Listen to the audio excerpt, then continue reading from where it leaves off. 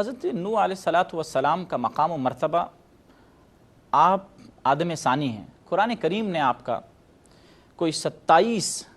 صورتوں میں کم و بیش ذکر فرمایا اور 43 ٹائمز 43 مرتبہ آپ کا ذکر آیا ہے کم و بیش۔ یہ جو ذکر ہے، جس طریقے سے قرآن کریم آپ کا والہانہ ذکر کر رہا ہے، آئیے ہم علامہ شرجیل صاحب سے پوچھتے ہیں کہ یہ جو قرآن کریم میں ذکر ہے، جو آپ کس قوم کی طرف بھیجے گئے، مبعوث کیے گئے، اور امور تبلیغ اس دور کے، یعنی بطور آدم ثانی آپ کے امور تبلیغ کیا کیا تھے؟ بسم اللہ الرحمن الرحیم، اللہم صلی علی سیدنا و شفیعنا و مولانا محمد وعلی آل سیدنا و مولانا محمد وبارک وسلم۔ ماشاءاللہ۔ ڈاکٹر صاحب، جب ہم سیدنا نوح علیہ السلام کی سیرت کو پڑھتے ہیں اور آپ کی لائف ہسٹری کو پڑھتے ہیں تو آپ کا معاملہ یہ ہے کہ آدم علیہ السلام کے بعد شیس علیہ السلام، پھر ادریس علیہ السلام، اور ان کے بعد پھر نوح علیہ السلام کو نبوت ملتی ہے۔ یقین۔ اور آپ جس قوم کی طرف بھیجے گئے تھے وہ اولاد قابیل تھی، یعنی قابیل کی اولاد تھی، جو اس وقت اللہ رب العزت کو معبود برحق ماننا چھوڑ دیا تھا، شرک میں مبتلا ہو گئی تھی۔ تو اس قوم کی طرف اللہ کی وحدانیت کا پیغام لے کر آپ آئے، اور آپ کی چونکہ پورے انبیاء کرام کی اگر آپ ہسٹری پڑھتے ہیں تو آپ کو ایک پرومیننٹ پوزیشن اس لحاظ سے حاصل ہے کہ جو آپ کا ٹینیور ہے تبلیغ کا وہ بہت طویل ہے۔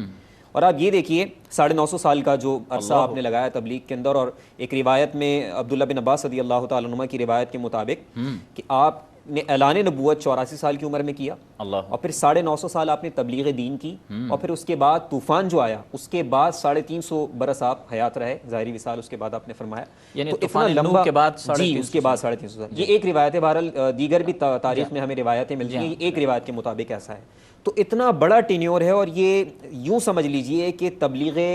دین اور دعوت کے لیے ایک بہت بڑا میسج ہے ان تمام لوگوں کے لیے جو اس کام میں لگے ہیں کہ کتنا آپ کو کس درجے کا پیشنس چاہیے۔ بعض دفعہ اتنا بڑا چیلنج آ جاتا ہے کہ آپ عرصہ گزار دیتے ہیں لیکن وہ کام اور فروٹفل نتائج آپ کے سامنے نہیں آتے، لیکن نتائج آئے یا نہ آئے آپ نے اپنا حق، دعوت حق کو اس وقت تک جاری رکھنا ہے جب تک کہ اوپر سے حکم نہ ملے کہ بس اب معاملے کو روک دیا جائے۔ تو یہ آپ کا معاملہ ہے۔ تو یہ قوم قابیل کی اولاد تھی، تو وہاں پر آپ نے تبلیغ و دعوت کا کام شروع کیا، اور چیلنجز آپ کو یہ آئے۔ چیلنجز سب سے بڑا یہ کہ آپ کی بار بار دعوت کے باوجود، یعنی آپ نے دن میں دعوت دی، آپ نے رات میں دعوت دی، قرآن میں بھی آتا ہے آپ کی بات ہے کہ انی دعوت قومی لیلا و نہارا، یعنی دن و رات آپ کا ایک ہی کام تھا کہ آپ اللہ رب العزت کی طرف لوگوں کو دعوت دیتے تھے، اسے معبود برحق ماننے کی دعوت دیتے تھے، اس کی رحمت طلب کرنے کی، اس کی بخشش طلب کرنے کی دعوت دیتے تھے۔ دن و رات آپ نے کام کیا، آپ نے تنہائی میں کام کیا، ان پبلک کام کیا، لیکن اس کا کوئی رزلٹ نہ آ پایا، اور صرف 80 لوگ ایسے تھے جو آپ کے رستے پر آئے اور انہیں ہدایت ملی۔ باقی اوورآل پوری قوم نے آپ کی دعوت کو ایکسیپٹ نہیں کیا، یہاں تک کہ ہم پڑھتے ہیں کہ جب آپ بات کیا کرتے تھے تو آپ نے خود اپنی بات بیان کی، قرآن کریم میں بیان ہوئی کہ لوگ کانوں میں انگلیاں ڈال دیتے تھے، یعنی قوم کا یہ حالت، گمراہی کا یہ عالم تھا، یعنی ریجیڈیٹی، اتنی ریجیڈی۔ تو اب آپ اندازہ کریں کہ جو دائی ہے پھر اس کے دل پہ کیا گزرتی ہوگی، تو کیا آپ کی کیفیت ہوگی۔ نوح علیہ السلام کی یہ بہت بڑا میسج تھا، اور اس لیے نبی علیہ الصلوۃ والسلام کو بھی نوح علیہ السلام کے بارے میں بتایا گیا، اور جب آپ نے دعوت کا آغاز کیا مشکلات آئیں کہ پھر نوح علیہ السلام کا معاملہ آپ دیکھیں کہ ابھی تو آپ کو مکے میں کچھ ہی عرصہ ہوا ہے، انہوں نے 950 سال لگا دیے اور کوئی رسپانس ایسا نہیں آ سکا، تو ابھی آپ کو تو پھر بھی اتنے سارے فالوورز مل گئے، انہیں تو صرف 80 لوگ ملے تھے۔ سبحان اللہ، سبحان اللہ۔ میرے سامعین ایک چھوٹا سا وقفہ حائل ہے، اس وقفے کے بعد حاضر ہوتے ہیں۔ السلام علیکم ورحمۃ اللہ وبرکاتہ۔ ویلکم بیک خواتین و حضرات، ہم حضرت نوح علیہ الصلوۃ والسلام کے جس قوم کی جانب آپ مبعوث کیے گئے ان کے احوال سن رہے تھے، حضرت نوح علیہ الصلوۃ والسلام کے ابتدائی دور کے واقعات اور وہ معاملات سن رہے تھے کہ اتنی محنت کے باوجود بھی فقط 80 لوگ اللہ کے راستے کی جانب آئیں۔ ڈاکٹر صاحب یہ فرمائیں کہ ایک جانب انذار ہے، ڈر سنانا ہے، دوسری جانب اللہ کی جانب خوشخبری سنانی ہے، لیکن یہ حکمت انذار اولیت اس کا کیا معنی ہے، کیا مطلب ہے کہ اس میں حکمت کیا چھپی ہے، ایک بات۔ اور دوسری بات یہ فرمائیے گا کہ اللہ رب العزت یہ دونوں معاملے ایک ساتھ سنا رہا ہے، یہ فطرت انسانی پر کس طریقے سے اثر انداز ہوتے ہیں؟ جس طرح کہ ہم حضرت نوح علیہ الصلوۃ والسلام کے حوالے سے یہاں پر سن بھی رہے ہیں اور جان بھی رہے ہیں کہ آپ وہ اولو العزم پیغمبر ہیں جن کو آدم ثانی کہا جاتا ہے، اور اللہ سبحانہ و تعالیٰ نے آپ کو حضرت نوح علیہ الصلوۃ والسلام کو جس خطے میں بھیجا وہ دریائے دجلہ اور فرات کی درمیانی وادیاں ہیں، اور یہی وہ جگہ ہے جو بنیادی طور پر دوسرے اولو العزم پیغمبروں کا بھی بعد میں مسکن رہی ہے۔ آپ کو اس علاقے میں بھیجنے کا مقصد یہ تھا کہ یہاں پر وہ تمام لوگ جو قابیل کی نسل سے تھے اور بعد میں یہاں آ کر کے بس گئے، اور ان کے درمیان شیطان نے مختلف قسم کے توہمات کے ذریعے سے شرک اور بت پرستی کو مروج کر دیا اور ان کو خدا کی بغاوت پر اکسایا، اور وہ اللہ کی اطاعت اور بندگی اور اس کے سامنے سر بسجود ہونے کے بجائے بتوں کے سامنے سر بسجود ہونا شروع ہوئے اور ان کے سامنے سجدہ کرنے لگے۔ آپ ان کو پکڑ کر کے اللہ کی بارگاہ کی طرف لے جانا چاہتے تھے، اور اللہ سبحانہ و تعالیٰ نے جتنے بھی بھیجے ان کے ساتھ جو پیغام آتا تھا اس پیغام کی دو نوعیتیں ہوتی تھیں، ایک تبشیر کا اور ایک انذار کا۔ تبشیر کہتے ہیں خوشخبری کو، بشارت کو، اور انذار کہتے ہیں ڈراوے کو۔ حضور علیہ الصلوۃ والسلام کے لیے بھی قرآن کریم نے یا ایھا النبی انا ارسلناک شاہدا و مبشرا و نذیرا کہا کہ آپ خوشخبری دینے والے بھی ہیں اور ڈرانے والے بھی ہیں۔ یہ خوشخبری ان لوگوں کے لیے ہے جو آپ کی دعوت کو قبول کر لیں۔ حضرت نوح علیہ الصلوۃ والسلام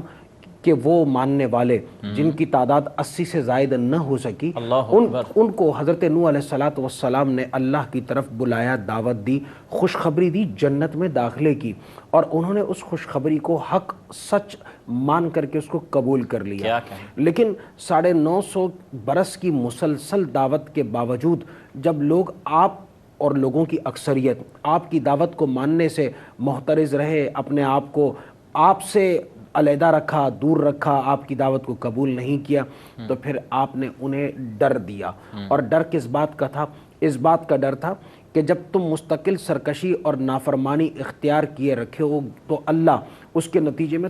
پہلے تو تمہیں دنیا میں پکڑ لے گا، اور اس کے نتیجے میں پھر یہ ہوگا کہ جب تم دنیاوی طور پر رب تعالیٰ کی پکڑ اور گرفت میں آ جاؤ گے تو پھر اللہ سبحانہ و تعالیٰ آخرت میں بھی اس پکڑ کے نتیجے میں تمہیں جہنم اور دوزخ میں ڈال دے گا۔ دیکھیں، انسانوں کے مزاج میں بعض ایسے لوگ ہوتے ہیں، آپ ان سے نرمی سے بات کریں، آپ انہیں حسن خلق سے بات کریں تو وہ حسن خلق کو بھی سمجھتے ہیں، نرمی کو بھی سمجھتے ہیں، بشارت کو بھی سمجھتے ہیں، اچھی بات کو بھی سمجھتے ہیں اور اس کو قبول کرتے ہیں۔ لیکن لوگوں میں سے ایسے لوگ بھی ہوتے ہیں جن کے مزاج میں کجی ہوتی ہے شیطان کے وساوس کے غلبے کی وجہ سے، اور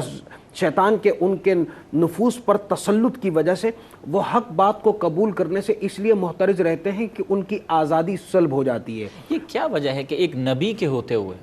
اللہ کا نور آیا ہوا ہے، اللہ کی طرف سے ہدایت آئی ہوئی ہے، پھر بھی ان لوگوں کو ہدایت نہیں ملتی؟ یہ کیا وجوہات ہیں؟ دیکھیں، ہدایت ہر انسان کے لیے ہے، لیکن کوئی آدمی اس چراغ اور روشنی کو دیکھنے کے بعد اپنی آنکھیں بند کر لے تو یہ تو اس کا قصور ہوا، اس ہدایت اور روشنی کا کوئی قصور نہیں ہے۔ پیغمبر جس روشنی کو لے کر کے آتے ہیں، ایسے لوگ جو سب کچھ دیکھنے کے باوجود، بلکہ معجزات تک دیکھنے کے باوجود اور حق اور سچ کو دیکھنے کے باوجود، ان کی زندگی، ان کی سیرت اور صورت کو دیکھنے کے باوجود، ان کے کریکٹر کو دیکھنے کے باوجود وہ تب بھی اس بات کو قبول نہ کریں، ان کی مثال انہی لوگوں جیسی ہو جاتی ہے جو سورج کو دیکھنے کے بعد کہتے ہیں کہ جناب سورج وورج کا کوئی تصور نہیں، اور سورج کی روشنی کے بغیر بھی ہم رہ سکتے ہیں، جی سکتے ہیں۔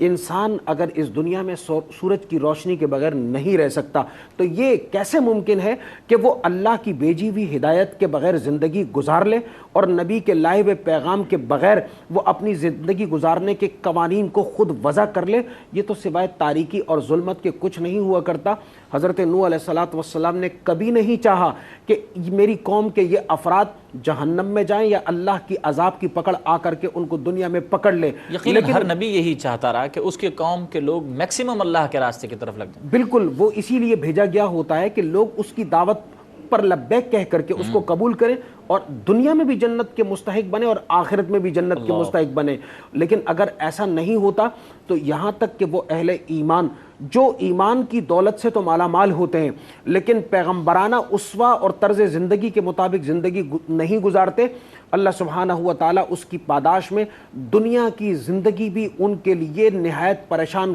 کن بنا کر کے رکھ دیتا ہے۔ وہ سب کچھ ہونے کے باوجود بھی مصیبتوں، پریشانیوں، دکھ، تکالیف اور آلام اور سب سے بڑی مصیبت کے بے سکونی کا شکار ہو جاتے ہیں۔ پیغمبر اور اللہ کی طرف سے فرستادہ یہ اولو العزم رسل، انہوں نے چاہا کہ لوگوں کی زندگی اور دنیا کی زندگی میں بھی راحت اور اطمینان کی دولت اور روشنی کو گھول دیا جائے، ان کی زندگی کو روشن کر دیا جائے اور وہاں سے رکاوٹوں کو ہٹا دیا جائے۔ لیکن اگر کوئی ماننے پر تیار نہیں تو پھر یہ اس کا اپنا کیا دھرا ہے۔ چنانچہ اس لیے آپ کو یہ نہیں فرمایا گیا کہ آپ صرف ڈرانے والے ہیں، بلکہ اس سے پہلے 950 برس تک آپ نے صرف لوگوں کو بشارت دی ہے۔ میں یہاں یہ بات عرض کرتا چلوں، وہ ہمارے تمام ناظرین جو اس وقت اس پروگرام کو دیکھ رہے ہیں یورپ میں ہیں، آپ کو بھی اللہ کی طرف دعوت دینے کے لیے جو نبوت کا کام ہے، یعنی پیغام کا کام، اسلام کا پیغام، اس کو دوسروں تک پہنچانے